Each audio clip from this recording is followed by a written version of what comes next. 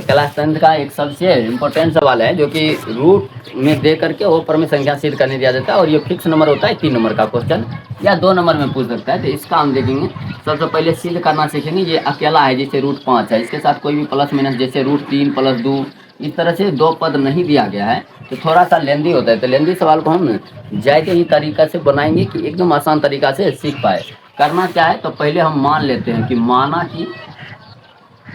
कि रूट 5 जो है परिमेय है, यानी उल्टा मान लेना है, परिमेय संख्या है। परिमेय संख्या के साथ साथ इसमें थोड़ा सा और ध्यान रखेंगे, अकेला जब भी रहे ना तो इसको मान लेंगे जहाँ पी और क्यू जो होगा, पी और क्यू सह अभाज्य संख्या, पी और क्यू सहअभाज्य संख्या, ये आपको मानना है सहअभाज्य संख्या। ये सहअभाज्य क्या होता है, सहअभाज्य संख्या पहले हम समझ लेते हैं। सहअभाज्य संख्या है। अब ये सहअभाज्य संख्या क्या है, सहअभाज्य कहने का मतलब क्या होता है, जैसे मान लीजिए दो संख्या दिया गया है 3 और 4, 3 और 4 का कोई भी कॉमन फैक्टर नहीं होना चाहिए, नहीं दोनों में किसी चीज़ से भाग नहीं लगे तो सिर्फ एक होता है, जिसका एचसीएफ एक होता है, उसी को हम लोग कहते हैं सहअभाज्य संख्या। यानी किसी भी एक के सिवा किसी संख्या से दोनों में भाग नहीं लगेगा, उसको सहअभाज्य कहेंगे। अब हम सिद्ध करेंगे तो क्या करना है कि रूट 5 जब परमेय माने हैं तो परमेय का मतलब क्या होता है, पी बाय क्यू। हम इस रूट को उधर ले जाएंगे, क्या बन जाएगा, ये स्क्वायर बन जाएगा, तो पी स्क्वायर बट्टा क्यू स्क्वायर हो जाएगा। अब तिरछा तिरछे गुना कर दीजिए तो 5 क्यू स्क्वायर बराबर हो जाएगा पी स्क्वायर। 5 गुना में इस पर ले आइए तो क्या हो जाएगा भाग में, यानी पी स्क्वायर बट्टा में 5। बस इसी को हम कर देंगे समीकरण फर्स्ट। समीकरण फर्स्ट में क्या है कि पी स्क्वायर 5 से क्या है विभाजित है, इसको लिखना 5 से क्या है, 5 से विभाजित है।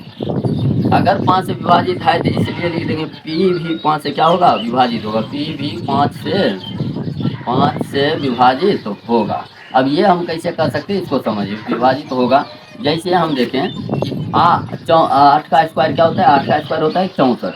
अगर 64 में 4 से भाग लग रहा है ना तो 8 में भी क्या लग जाएगा, 4 से भाग लग जाएगा।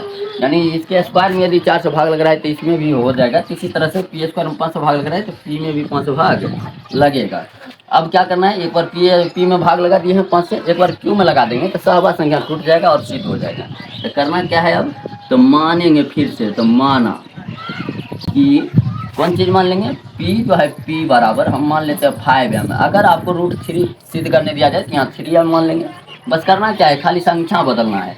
तो 5m मान करके यहाँ पर हम रखते हैं, तो बनाएंगे तो क्यू स्क्वायर बराबर क्या हो जाएगा 5m का स्क्वायर बटा में 5 हो जाएगा। चलिए इधर हम बनाते हैं, ध्यान से देखिए, कुछ नहीं है, आसान हो जाएगा। अब क्यू स्क्वायर बराबर क्या हो जाएगा, तो 25m स्क्वायर बट्टा में 5, इसका कर दिया स्क्वायर। अब देखिए यहाँ पर 25 यानी 5 हो जाएगा। अब इस 5 को इधर ले आइए तो एम स्क्वायर बराबर क्या हो जाएगा क्यू स्क्वायर बट्टे में 5। इसका समीकरण सेकेंड कर लेते हैं। समीकरण सेकेंड देखेंगे सेम इस तरह से हो गया है। यहाँ पी था, यहाँ क्या है क्यू, तो हम क्या लिखेंगे, क्योंकि क्यू स्क्वायर 5 से क्या है, 5 से विभाजित है, 5 से विभाजित है, इसलिए क्यू भी क्या होगा, क्यू भी 5 से विभाजित होगा, विभाजित हो जाएगा। यही सेम टू सेम फंडामेंटल अपनाए हैं, दोनों का फंडा सेम है। यहाँ भी जो लिखे हैं वही यहाँ लिख दिया। हम क्या माने थे यहाँ पर कि पी और क्यू जो है सहअभाज्य है, यानी किसी भी चीज़ से भाग लगना नहीं चाहिए। हम यहाँ देख क्या रहे हैं कि पी में भी 5 भाग लग रहा है, क्यू में भी 5 भाग लग रहा है, इसका मतलब है कि सहअभाज्य संख्या नहीं है। इसका मतलब क्या है कि सहअभाज्य संख्या नहीं है। तो क्या लिखेंगे, पी तथा क्यू जो है 5 से विभाजित है, 5 से विभाजित है, तो 5 से विभाजित है, ये बात लिख दिए, 5 से विभाजित है। और हमने क्या माने तो सहअभाज्य संख्या, तो अतः यह सहअभाज्य संख्या नहीं है, अतः यह सहअभाज्य नहीं है, सहअभाज्य नहीं है। हम माने क्या थे, सहअभाज्य संख्या, इसका मतलब जो हम माने थे वही गलत बात था। तो हम क्या लिख देंगे, इसलिए हमारा मानना गलत है, या हमारा मान्यता गलत है। हमारा जो मानना था, जो माने थे वो क्या हो गया गलत, हमारा मानना गलत है, गलत है। अब गलत है तो माने क्या थे, परिमेय संख्या। अगर मानना ही हमारा गलत है तो जो परिमेय नहीं होगा वो क्या होगा, अपरिमेय हो जाएगा। एकदम उल्टा है कि जो चीज़ परिमेय नहीं है वो क्या है, अपरिमेय संख्या। तो इसलिए दे देंगे या अतः लिख दीजिए, अतः लिख करके देते हैं अतः √5 एक अपरिमेय संख्या है, अपरिमेय संख्या है। और इस तरह से प्रूफ हम कर चुके हैं। तो ये हो गया हमारा प्रूफ, ठीक है। तो अब इस प्रूफ में क्या है कि पहला जो है ये स्टेप सीख लीजिए, इसमें 5 हम मान करके यहाँ बैठा दिया। अगर √3 रहता तो ऐसे स्टेप करके या 3 हम मान करके बैठा देंगे। और इस तरह से कोई भी क्वेश्चन हो, यानी √7 दे दे, √3, √2 कुछ भी दे दे, सब पर यही फंडामेंटल यानी इसी रूल का फॉलो करते हुए बनाइएगा, सब का सब बन जाएगा।